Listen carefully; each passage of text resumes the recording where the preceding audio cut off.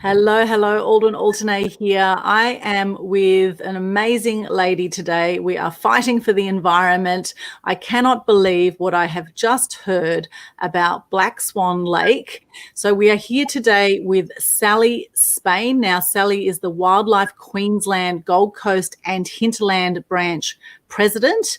And for those who don't know about Black Swan Lake, it is a massive lake on the Gold Coast with many different species of birds and animals that the council has turned 80% of it already into a car park.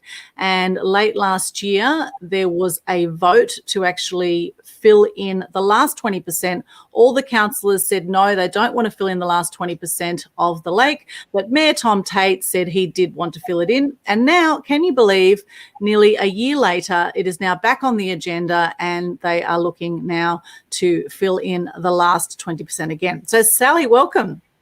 Hello, look, thank you so much, Media Queen. I'm so grateful for this time to alert the poor community who have done so much to defend this lake already, to have to alert them again that they should contact the councillors and say, for heaven's sake, we thought this long 6-year battle, I think it was over. There was a supermajority decision to alert the Turf Club to the fact that their lease would be predicated, lease of public property on the site would be predicated upon keeping the last 20% of the lake, not filling it in. That agreement was thought to be in play, and the community, although not satisfied to have 80% of its beautiful lake lost, not satisfied that the Turf Club didn't use the big park behind for its car parking and grazing, but nevertheless content with the fact that some wonderful large acre oasis still exists on the site. Now we find that that is being reconsidered. Wildlife Queensland, Aldwyn, are really reluctant to start another campaign, but it is our obligation to defend community conservation property.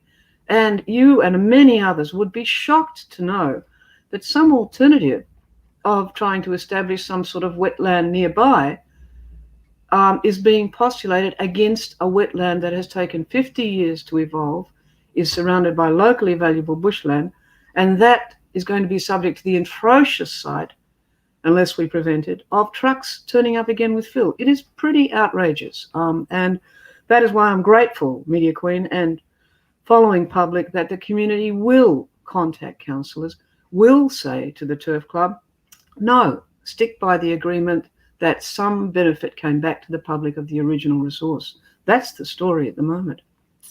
It was horrible to see last year these bulldozers going in and just literally just filling the lake with dirt and sand and, straight over the top of turtles, over birds, so many swans. How many different species of animals are there or have been seen? There's even some that were quite rare at the property. Is that right, Sally?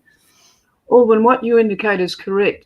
There was supposed to be, if it were to be filled, a very slow process. It was extremely rapid over days, and we were concerned that turtles, there are prolific numbers in the lake still, but that they were interred. Birds have been subject to being trapped in the quagmire that is on the edges of that. And of course, we were told early by the lady who later became head of Birds South East Queensland, and so was the council told at a governance meeting, that habitat locally is very scarce. So we knew that birds, even if they weren't seen to be dying on site, would be displaced, and that there's competition for habitat, even documented more competition between swans than there ever has been seen before, because safe water places such as this don't exist everywhere now in the abundance we had. And we know that even our federal government has declared a species extinction crisis in Australia.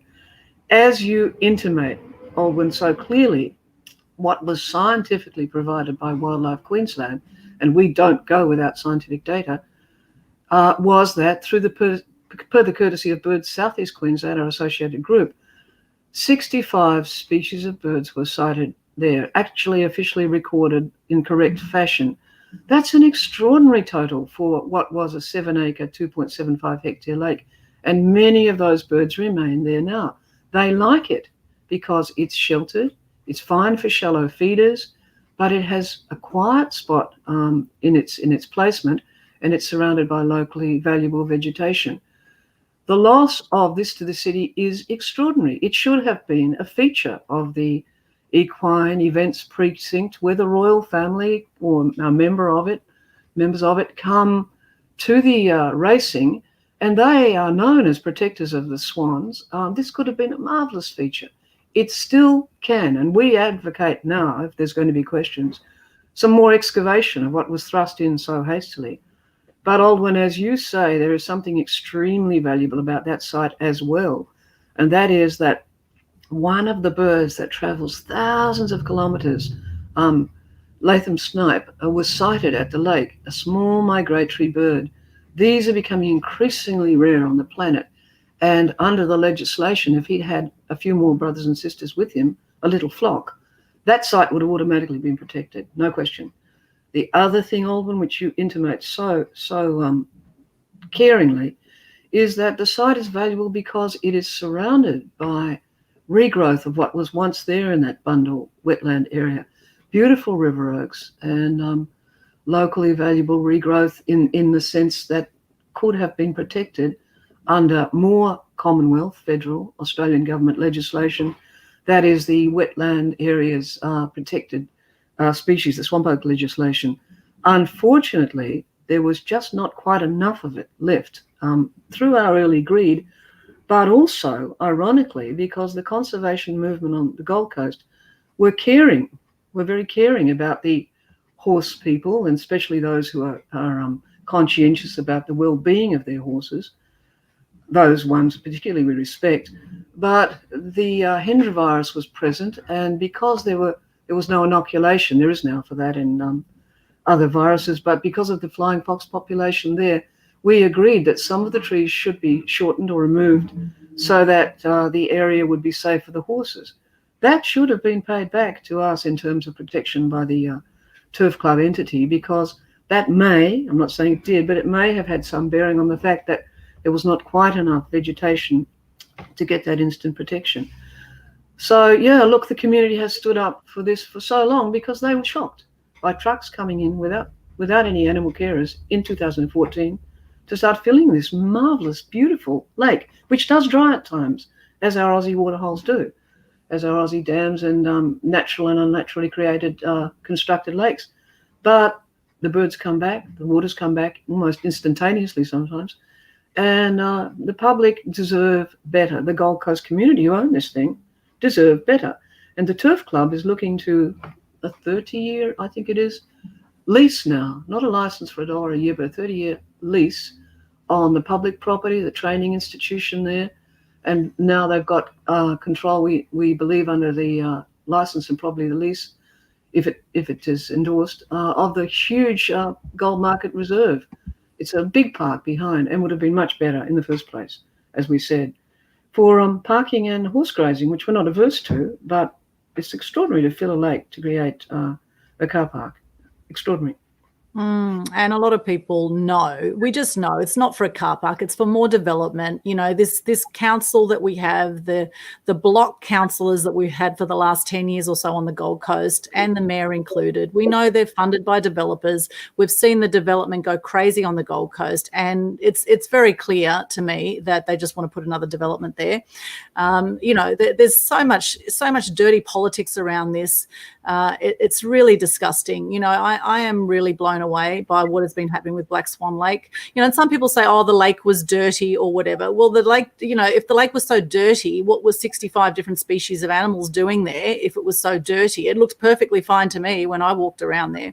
So, you know, I am really angry actually about what Gold Coast City Council are doing, and I cannot believe that this is back on the agenda to actually fill in the last 20%, as if it wasn't bad enough with 80% being filled in, and now they're reconsidering that again. So how is this politics playing out now? There was a council meeting yesterday, Sally. What's the latest on that? And how can people actually, I know you said write to council, but what's the best way really to go about this? What should people be saying? And what's the latest on this now? Look, there's 2 or 3 points that you've raised in that, and the correct data from our water quality studies, as I think has been widely circulated, is that the lake it has nutrients flowing from the site. So it's not suitable to be hosed out as being proposed onto public recreation ground. We have RTI, Freedom of Information, data showing that it is not to be hosed out onto the sport and recreation grounds or the Gold Market Reserve. But the water, although it could be improved by better practice, we perceive on site with regard to nutrient flow, the water is, as our water quality studies, several of them have shown, quite suitable for wildlife, certainly not to swim or drink or any such thing. So this rumour was first started by a study which the Turf Club produced by a spotter catcher with assertions about the lake's quality. But a spotter catcher is not qualified to make water testing, and the data has been cited ever since. Our data is properly conducted and it shows that the water quality is fine. With regard to the future of the site, who knows, Aldwyn? At the moment, the bird life, our botanist has assured us, has seeded the prolific number of native plants that have grown on the fill. If anybody goes down there, they'll see a tiny little forest. There are weeds in amongst it, of course, as well, but a tiny little forest covering a lot of that 6 acres of trees. The Turf Club assert that they want to grass it. It is certainly, as the reporter in the Gold Coast Bulletin said, worth, he asserted, I think, some $10 million. So it's one of the most expensive grassed areas, paddocks in the history of the Gold Coast, I should imagine. What happens in the future, who knows? A 30-year lease granted to a turf club which now asserts that it can't afford to maintain this acre of lake seems extraordinary. Are we relying heavily on a club which may not even exist and giving it over an asset? The whole issue is questionable. But Aldwyn, you have rightly said that the state government has recently brought in some legislation to curb the perception on the Gold Coast that he who pays the piper calls the tune. Lots of money was going to former councillors from one industry, the development industry. Now that is one of many industries, and the public often felt that they were somewhat sidelined. I think the debate in council recently, yesterday, about whether the community's input on the town plan had been properly considered and whether there are others being more favoured, is reflected, Aldwyn, in our treatment. The Turf Club seem to have an entree into this situation. We are outside, it seems, with placards and sending our documentation, asking our fellow groups to provide data. The RSPCA alerted council that they are overwhelmed by fauna refugees having to be nursed back to health. The Brisbane groups that have the water catchment that won their own Black Swan Lake back from being infilled have supported us. Birds Southeast Queensland, the specialist groups about turtles and the Latham snipe, and many other community associations, our peak environment body, our own state Wildlife Queensland, which awarded us for the best campaign to have scientific data and public education combined. I think in 2016 we won the state award. Our peak local group, Gold Coast Environment Council, which is related to the state group, Queensland Conservation Council, 2 ministers from the state government, for heaven's sake, the Minister for Environment and the Minister for Local Government, both making a release after the Minister of the Environment saw the site, the beautiful blue lake stretching out before him and the prolific birds. Both recommended to council that they reconsider the decision to license the Turf Club and insist that they fill the lake. So council and Turf Club both have a responsibility now, we feel, to the community, and the community has on this issue stood its ground. The widows have given money for truckloads of fill to be diverted. People have used up their internet, expensive internet and phone to lobby and to assert. Courtesy has always been our watchword. There may have been dissociated members who some dissociated people are even urging the Turf Club, I think, that it's all right to have another wetland and try and establish it. But our main thrust and that of the communities has been preserve the whole lake that you once saw in its beauty and magnificence. And we have incredible photographic records of that. And two, now that that destruction, we think of it as vandalism, it's our perception, but has occurred to at least let the birds and the public and the community in the wider community all over the world who are interested in this issue see that there is some preservation. So alerting council, writing to council, keeping a courteous tone, but phoning council, phoning the turf club, writing to the turf club, all their contact details are on the net, and they've been sent out to our many supporters, of course. And coming to council next Tuesday at about we can't go into the meeting, COVID restrictions apply, Aldwyn, as you know, but we can go outside, and we do feel we are left outside in this, but we can go outside. The media have been wonderful, and of course, media outlets such as your own community site are really important. But we can go outside, and unfortunately, Wildlife Society and our many other campaigns don't particularly want to be holding signs, but this seems to be our only recourse. At least it alerts people to what's going on or what we perceive is going on. But, you know, we can only thank the community because to fight a battle, it's the longest running campaign on the Gold Coast. We had a campaign which saved many years ago the last stand of Wallam at Pine Ridge Reserve, which people enjoy. We had a campaign successful that stopped the Robina Lakes being turned to salt, which would have alienated the wildlife. It was cheaper, but us and associated citizens stopped that. We really look to preservation and reasonable dealings, but we find in this saga, and I think you perceive this too, that there has been an extraordinary amount of just events being pushed forward without due process. That's what we feel. Absolutely. A lot of snaky business going on in council and politics. No wonder people have trust issues with politicians, right? Because they don't honour their word. And, you know, I do want to do a shout out for all the amazing people that have been fighting this cause for so long.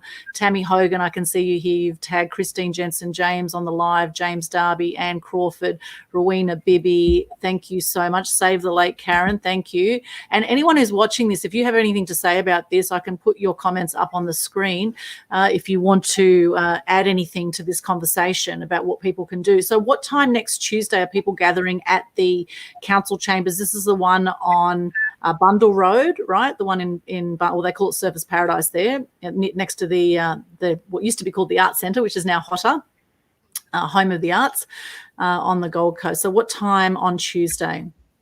We're thinking probably about any time from 11 to 1, possibly earlier if people can. If they can arrive at 10, we'll be there. Just to be there and to be able to speak to the media and possibly councillors who are coming in on that particular day. And certainly just taking the message out to the wider community is important.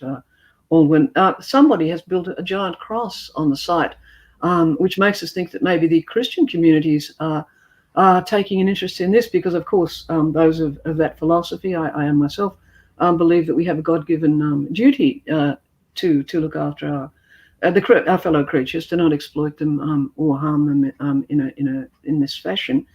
And so, you know, this obviously Wildlife Queensland will go on to take a lead role as we have before in a campaign to spread this out. We've had, I think it was 40,000 followers on the Change.org petition who are waiting, who have never been alerted to the fact, I think, that the lake has been partially or largely destroyed, but that there is a viable part left.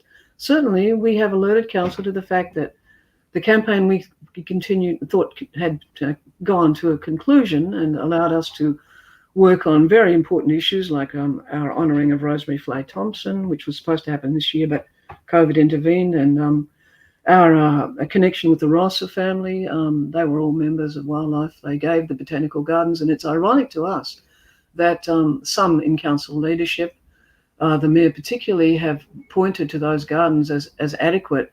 Our founding people gave some of the land which enabled those gardens, just as the Flays gave the fauna reserve, and we're a little tired of the community and the good citizens having to shore up on what we know is a wildlife crisis in the city. The Currumbin Hospital has been expanded. Why? Because the fauna are coming in, and to deliberately desecrate a haven of fauna which has been scientifically attested as important. The turtle population already under attrition. There were estates further back in our history we were called to where the turtles were being interred.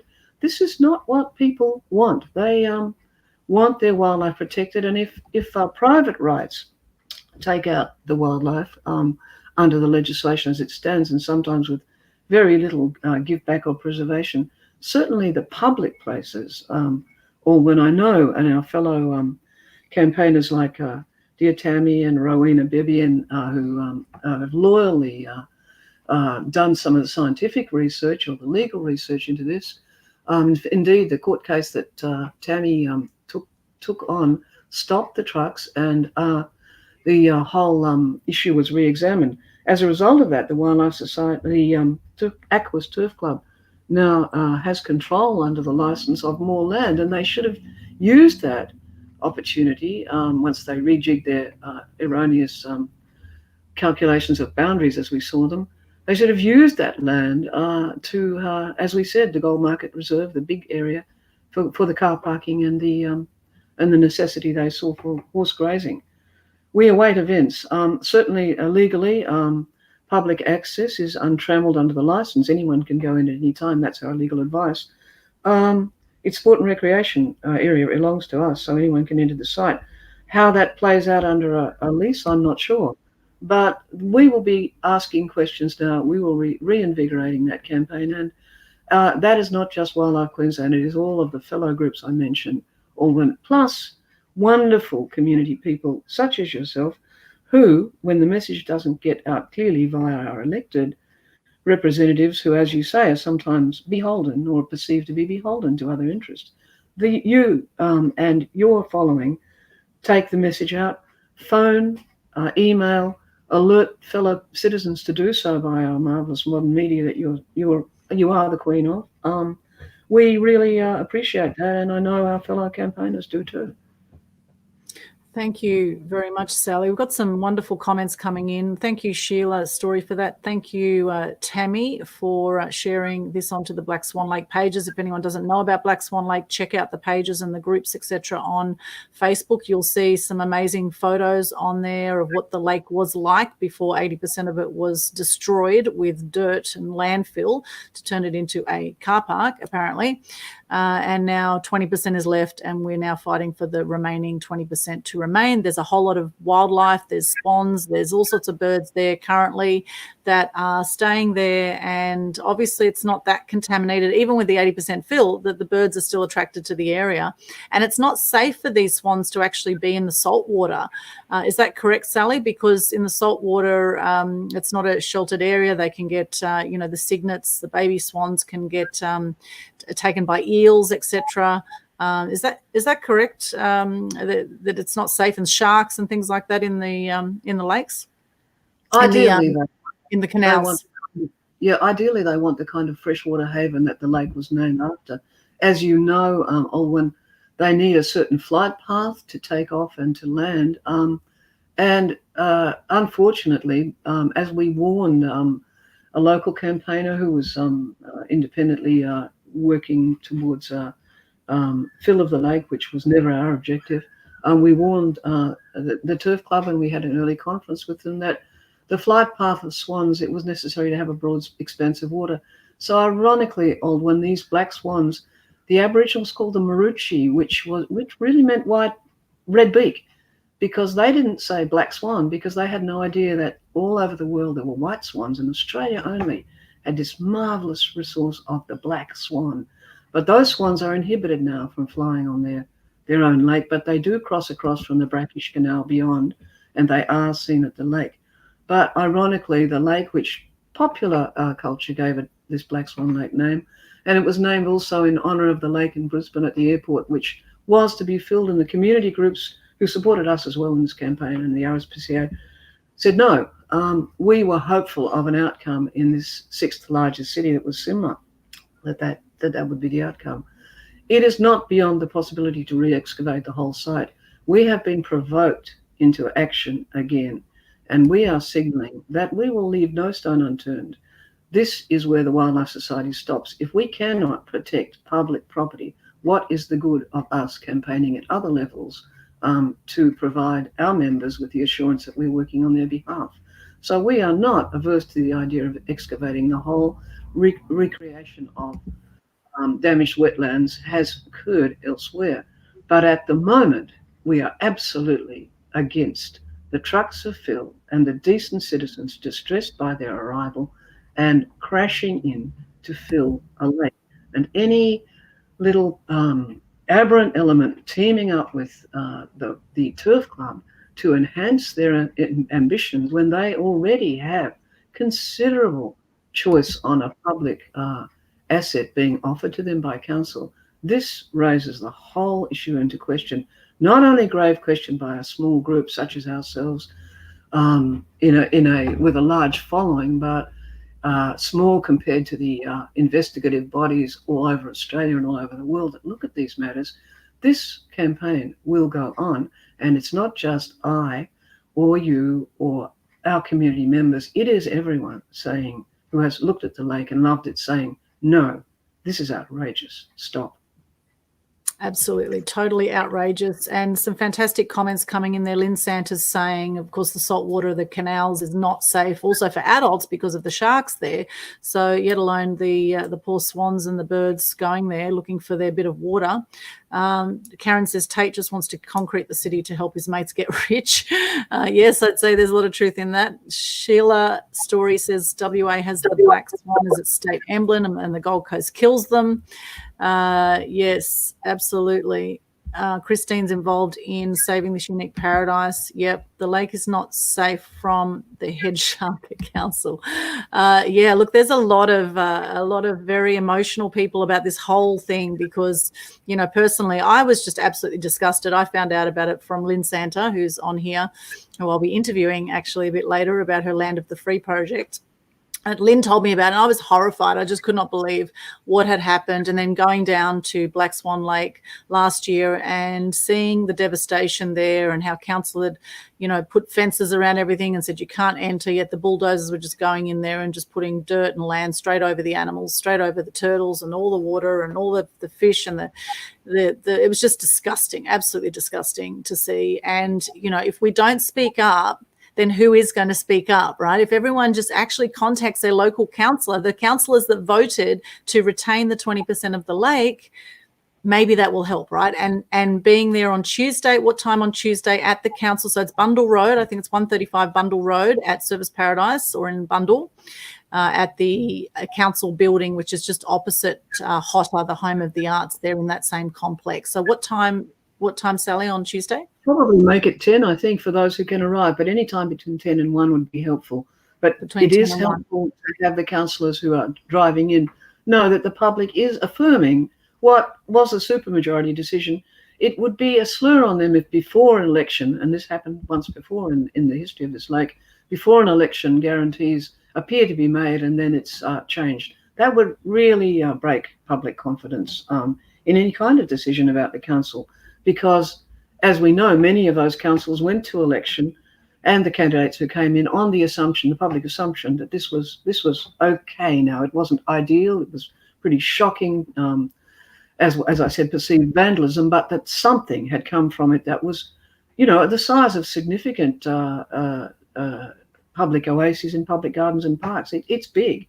And one person who came to our press conference at the lake on last Monday had never seen it before and said, this is beautiful, peering through the construction fence, which has been there ever since, suspiciously perhaps. But she just said, this is magnificent. And we said, you should have seen it the way we saw it the first day we came.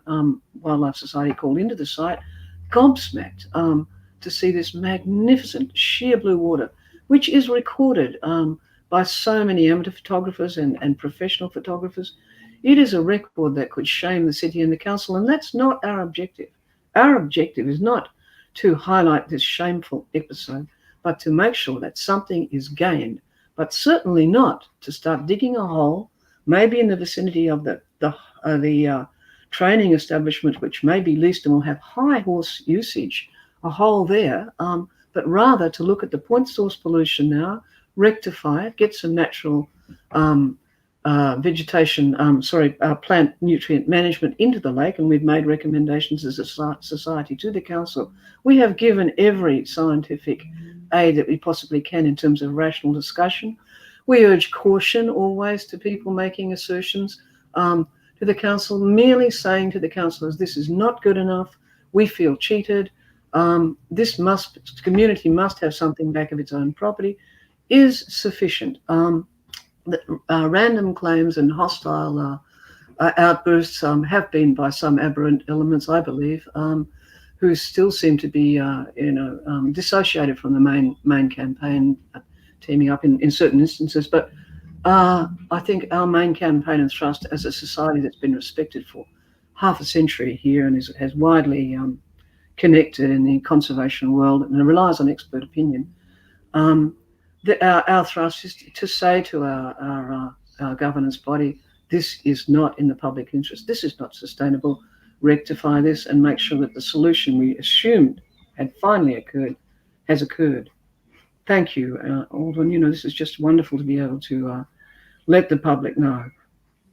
Well, it's great to see all the support on the chat. I mean, we can just see the community is right behind you, Sally, and Wildlife Queensland. Great work that you're doing. Tammy has just been unbelievable as well with her campaigns.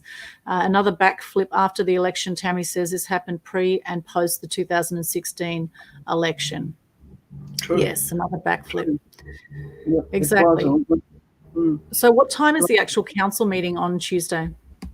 It's at 1 o'clock, Aldwyn, but as I mentioned, I think COVID restrictions mean the entire chamber is taken up by councillors being spaced apart. So the COVID restrictions apply. As far as we know, it would be nice if there was some provision in that outdoor gallery. I think the press are there for some public perception and presence there. But at the moment, that is where the situation stands, and we're using every other means to contact councillors. We note that most of them have a mobile phone. Texts can be made to them also, and the thing is to send that out in a chainmail fashion, asking other people to do that as well, so that if one does something, we can then give the next person some facts and let them make sure that there is a real burst of display of support for the birds and the wildlife and the public who really rely on at least a presence in their urban area of this beautiful asset or its remnant, really. That's an important point to make, that the message needs to be sent on to other people, and to use every available opportunity between now and next Tuesday morning to get that message across, and of course via the ordinary media. It is a pity that the Gold Coast Sun, which was a wonderful community asset, is not present, but the bulletin, the radios, the television stations, that's very important that we send that signal through between now and next Tuesday. It would be pitiful to have to go through the motions of a campaign to resurrect the entire site because the public have not been given this viable remainder. But that is not beyond the bounds of possibility.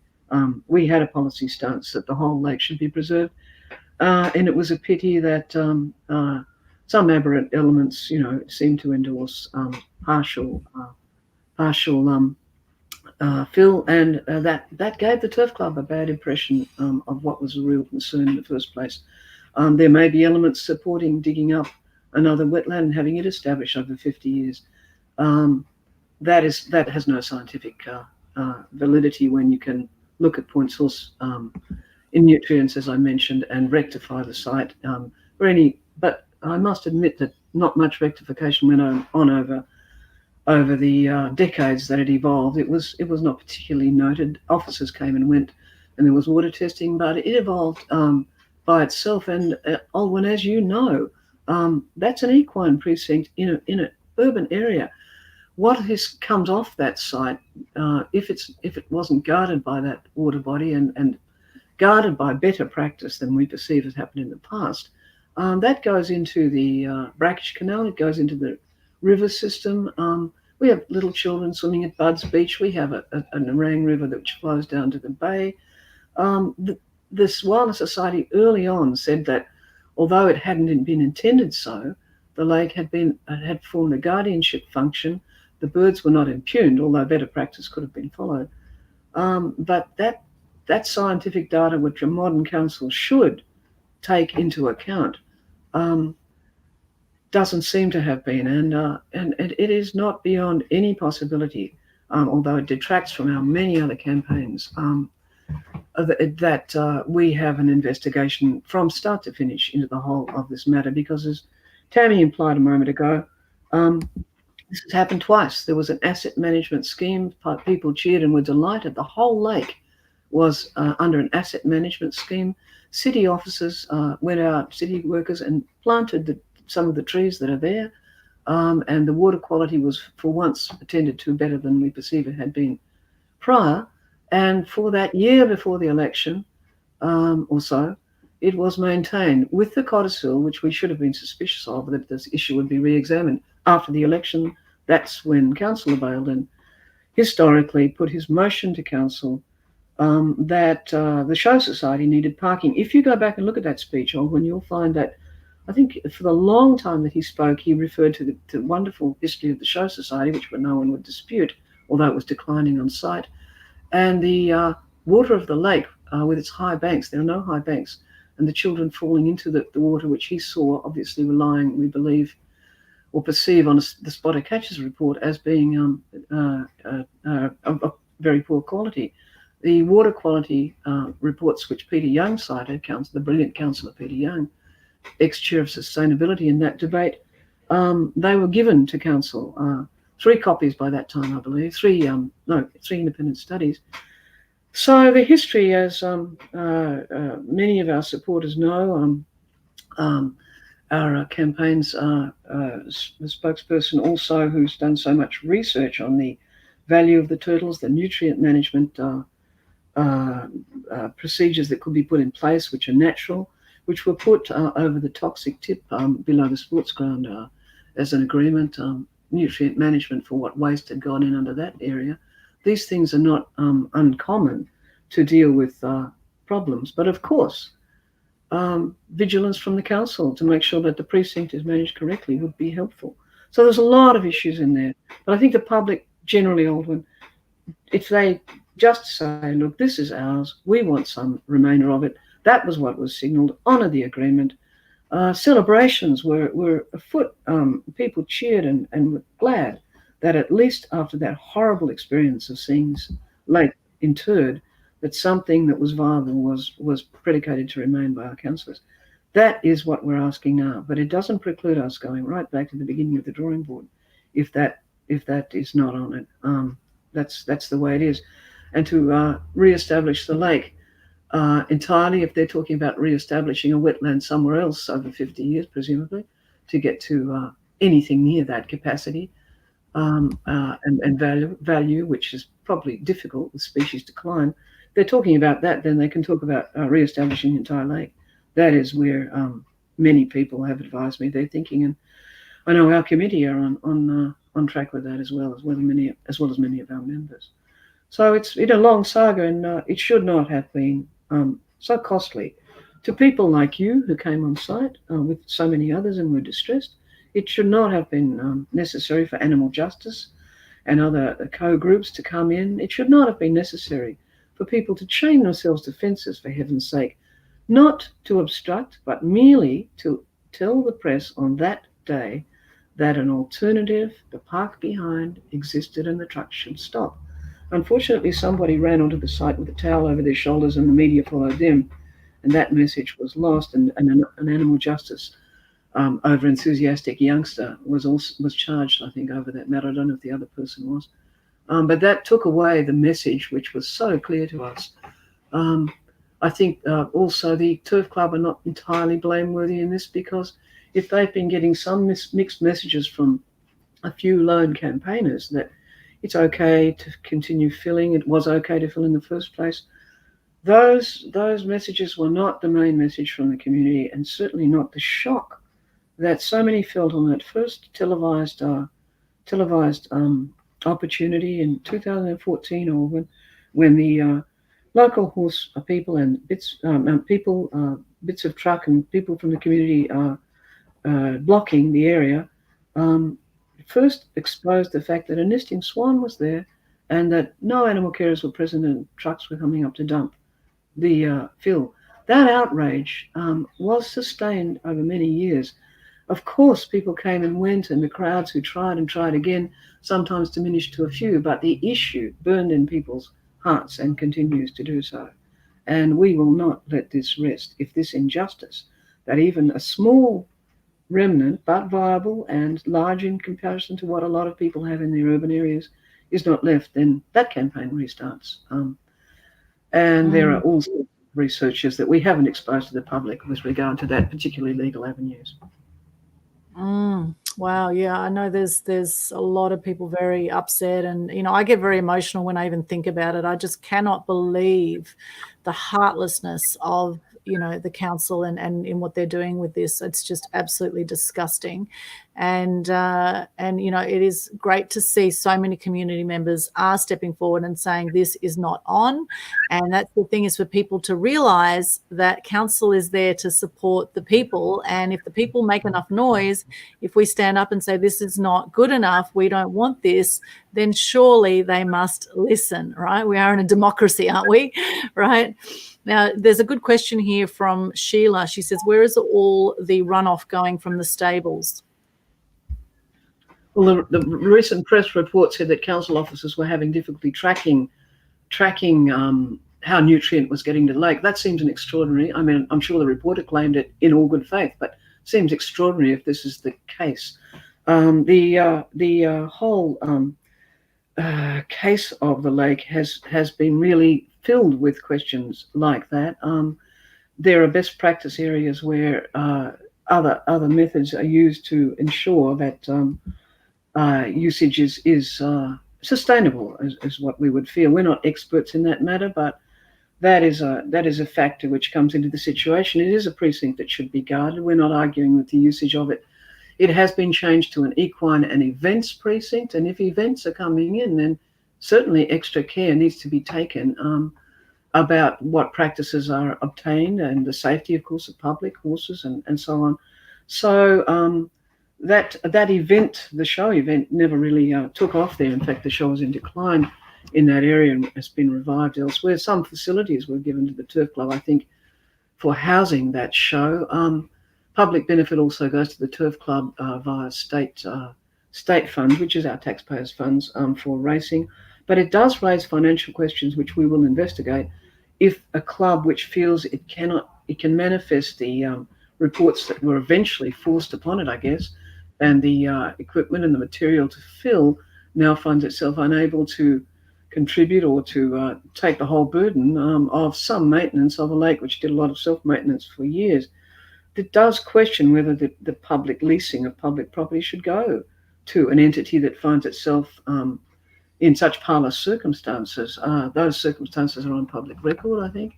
They attribute their lack of respect for this agreement, as we would see it. With this, I know certain councillors will probably be very much on side with us. We have to cite the former chair of Councillor Peter Young, chair of Sustainability, who has been an advocate, Councillor Bob Castro, who spoke so poignantly for the lake and debate, Councillor Duffy McDonald, and some of those new councillors before COVID restricted the public debates were questioned on their attitude to Black Swan Lake, and the assertions were positive as far as we could get them before those meetings kind of closed down. But some of those newer councillors do not want to be burdened with the shame, as it really is, of this past fiasco, as we would see it, Aldwyn. But we caution the public to speak in generalities about the fact that this is an asset. It's our asset. It's not a lot to ask that a council with $1 billion budget, a turf club that expects to profit by what I understand is public property, the train tech and certainly the environs around it, can contribute back to the community.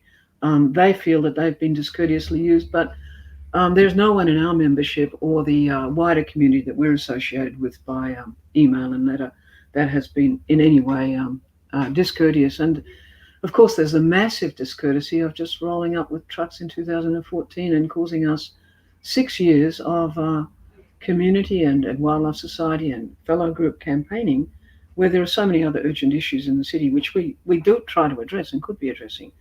But this is, of course, as must be said again by anyone who's campaigning, even now, a quite remarkable haven. We live in the most biodiverse city in Australia. Professor Hugh Pottingham from the University of Queensland has said that any of the fauna and flora in southeast Queensland, in planetary terms, could be considered rare and endangered. We have extraordinary heritage in the sea and natural heritage, which, we're not objecting to it being marketed, and if the correct usage is maintained and national parks are considered carefully as their role as species preservation. But the wonderful biodiversity which is in our parks and gardens and can be observed in national parks should be being conserved and respected. And it is ironic to us that our members, as I mentioned, have done so much by individual efforts in the past to preserve, and are now being asked to sit back and consent to destruction. It is not possible. We know that other councillors probably are very much subject to gratitude for the fact that some of them, re-elected by rather small margins, have probably the lake to thank, the agreement on the lake to thank, because the public perception was that Black Swan Lake had been saved. Of course, not in its entirety, although some people were under that misapprehension, but at least in a viable percentage, Aldwyn. And we can only thank the people who are following this so doggedly for so long, and who have held placards and stood at gatherings and watched destruction, such as you did and other supporters from your media following, and have come back bravely and re-looked at it and supported as our the people we know who've gone to the lake and looked after the birds. So there's our membership in amongst that, and have really just witnessed such a long haul and such a contradictory position between what the lake showed them of its beauty and the magnificence of its creatures and its resilience in dry times. The contradiction between that and what was touted about the lake and its nature, to have come back again and stood up, shows that Australian spirit, which is why we have that tenacity. It is a spirit that says, no, we are making a stand on this. This is a place of ours, which we preserve. Our forebears, our ancestors, fought for such places. And I do remember, Aldwyn, that my father, who was a prisoner of war, was sent, and it probably couldn't be done nowadays in terms of regulations, but he was sent a dried piece of Baronia in the prisoner of war camp by his mother, which he treasured. It reminded him of his own country. That is quite often why people fought. It was to make sure that the place they knew was still there, and to have it invaded in this sense by attrition is incomprehensible to many people. And I know to your followers and the people who are supporting us on this media interview now. Yeah, look, big thank you to everyone who's supporting this. And, I'm quite amazed. A lot of people don't know about Black Swan Lake still. There's a lot of people, I guess, with their head in the sand. So if you are watching this, please do share it. I can see some of you already shared it around Facebook. Share it on other social media platforms too. I'll be sharing this out to LinkedIn. It's going on YouTube, on Media Queen TV as well. You'll be able to share it from there. So share it far and wide. Email people the link to this so that they get an awareness. Let's do all we can before Tuesday, and meeting at the Gold Coast City Council outside the building on 135 Bundle Road, Surfers Paradise, in the same complex as Hotter, Home of the Arts, next Tuesday between 10 a.m. and 1 p.m. so we can be there and make a stand and have your voice be heard. I do believe in the power of one, and I do believe in you. And I think if we all take that attitude that we can all make a difference, even just sharing it, the ripple effect of sharing this around the place and just waking people up on the Gold Coast who are not aware of it, let people know about it. And I'm sure there'll be a lot more people that will come together, collaborate in a peaceful way, of course, in a peaceful way. That's what we want. We want this in a peaceful way. There's a lot of power in peace, as much as the whole situation is very frustrating and makes a lot of people very angry, very sad with what's going on. And a lot of people can feel very helpless and hopeless in this situation. But together we can make a difference. There's a lot more of us, the public of the Gold Coast, than there is of the councillors and the bureaucrats, right? So it's about time that people stood up and had their voice be heard. Share this far and wide. Please keep the comments going. Connect with people who are commenting on this live stream now. If you're watching the replay, connect with others here. And Tuesday next week, let's do our best and contact your counsellors, as Sally was saying. Any other tips for people, Sally, before we wrap up this interview? Any other comments for anyone who's watching? Please pop them in there and I can share it on the live stream if you're quick about it. What else can people do, Sally? I think if they have connections interstate, we are a tourist city. It was done last time. I know people like Tammy and others even got this overseas, and it had a wide following. So those messages going to council from elsewhere, we are getting to be, because of the circumstances put in place, very carefully a COVID destination that's being looked at all over the world. We need to have the Turf Club and the council realise that this is a perception that could be positive or it could be detrimental, and we need to urge them to take the right choice. Internationally, let people know as well that they can easily email and contact the councillors. Let's snow them with messages, and the good ones will go with us, and those who haven't quite considered this may well also. Yes, know them with messages on the email, get their mobile numbers, which often are publicly available for the councillors, get the mobile numbers, text the councillors, let them know that the Gold Coast wants to save the last 20% of this public space, of this beautiful lake with 65 different species of birds and animals, 2.7 hectare lake. We need to make a stand now before it's too late. Make a stand, Gold Coast and friends of the Gold Coast who are in other places. You can also join in this campaign. Thank you so much for everyone who's supporting this and for your amazing comments that have been coming through here. It really is great to see Gold Coasters standing up and fighting for our rights, really fighting for country, as you know the Aboriginals did for years, you know, and I want to thank our Indigenous community because they've been right behind us in saving this space as well. And we did some special ceremonial things on the land last year with some of the Indigenous people of Australia, with the amazing Aboriginals that we have here, fighting for the land, fighting for our rights, fighting to keep the sanctuary of this beautiful green space as it is, and helping to protect our animals. Thank you so much, Anne. Thank you, Tammy.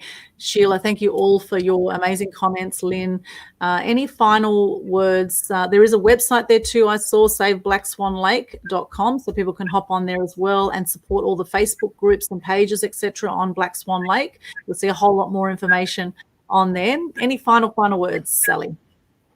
Thank you so much, Aldwyn, and the community. I think that last 5,500 square metres, or approximately an acre of the once 2.75 hectare lake, photos and visual pictures of that to get to the councils. I know when Councillor Bob Larcastra went to have a look at the lake, that really put in place his absolute advocacy for it. Councillor Peter Young, of course, has spoken there many times, but even if the councillors don't go to the lake, although it's very near their headquarters, if the pictures and the wonderful visual record, which so many people, Tommy Campion, that Tammy contacted and others have done, Lynn Sutherland, the wonderful documentary maker, any of that visual amenity, Anne Sutherland's daughter, Anne Sutherland's photographs, get them to the councillors, because pictures, as you know, Aldwyn, of course, as a media person, have a wonderful influence. And there are so many pictures from that beautiful, beautiful place. Thank you, Aldwyn. Yes, thank you, Sally. Pictures tell 1,000 words and video tells 1,000,000 words, apparently. So even better, get your videos rolling down on Tuesday as well. And I aim to be there. And at some point, I will get down there and have a chat with a few people about what's going on as well. So 10 a.m. to 1 p.m. next Tuesday in 6 days' time. Okay, we've got 6 days to get this campaign going, to let the counsellors know by text, by email, let your friends know, spread the word, spread this interview, let people know that the Gold Coast wants to save the remaining 20% of the lake, and that counsellors should be sticking with their word as they promised last year, that they were not going to fill in the last 20% of the lake. And that's what we need to keep standing for, and that they honour their word and actually stay in integrity around this. Thank you so much, Sally, for the amazing work you do. And of course, we're fighting for our koalas as well. We want to save our koalas. I saw someone put a post in there for all of our amazing animals and for the environment, which we do need more so than ever, I think, now with all the COVID fiasco. We need our green spaces, and I think it's important that we connect with animals as much as possible to also realize how amazing the world is that we live in. So please let your voice be heard. Do your bit. Every little bit makes a difference. You can share this. It takes 2 seconds. Put a comment on there. Connect with some of the amazing people here. Check out the website, saveblackswanlake.com. Check out the Facebook pages. Collaborate, connect, and together we can make a difference. I do believe that. So thanks once again, Sally. Keep up the great work, and we'll see you there on Tuesday. Thank you, Aldwyn, everyone who's participated. Bless you. Bless you. Bless you. Thank you so much. We'll see you again soon. Bye for now.